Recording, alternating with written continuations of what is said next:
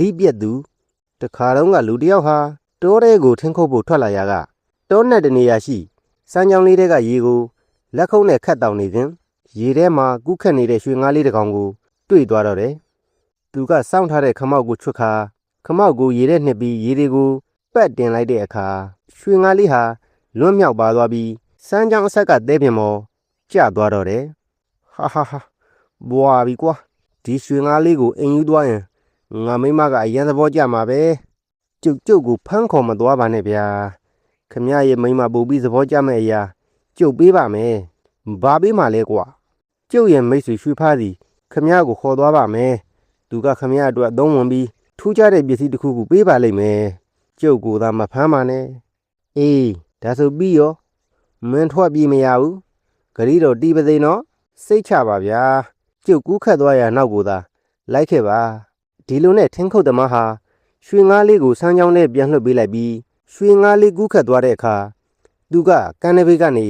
လိုက်သွားတော့တယ်စမ်းကြောင်းလေးအတိုင်းကွေ့ကောက်နဲ့တော့ကြောင်သွားရပြီးတဲ့နောက်စမ်းကြောင်းလေးက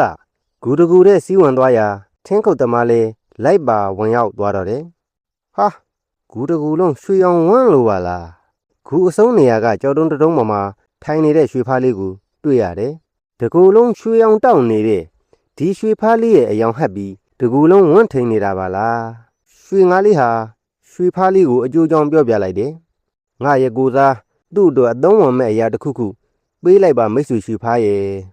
အဲ့ဒီအခါမိတ်ဆွေရွှေဖားလေးကရက်တောင်တစ်ချောင်းပေးတယ်ဒီရက်တောင်ကိုတစ်နေ့တစ်ကြိမ်သာအသုံးပြုရမယ်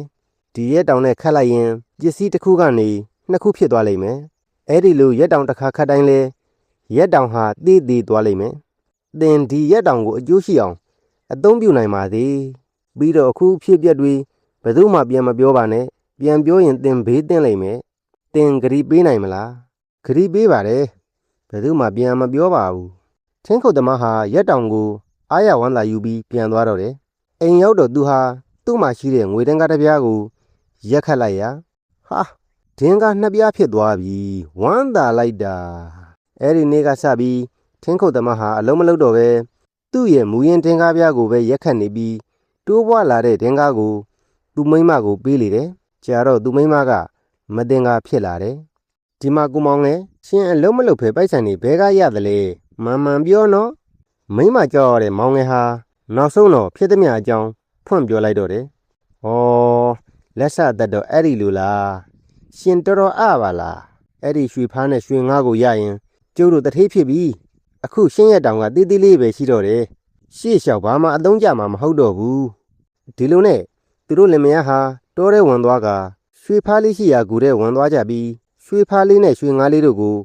ဖမ်းယူလိုက်ကြတော့တယ်သင်ဟာတော်ဂရီးပြက်သူပဲအဲ့ဒီလိုဂရီးပြက်တဲ့အတွက်လူများယွံမုန်းခံရသူတွေဖြစ်ကြပါသေးရွှေဖားလေးကျိန်စာတိုက်တာနဲ့တပြိုင်နက်ထင်းခုတ်သမားလင်မယားဟာလူစင်စစ်ကနေရင်ကောင်လေးတွေဖြစ်သွားကြတော့တယ်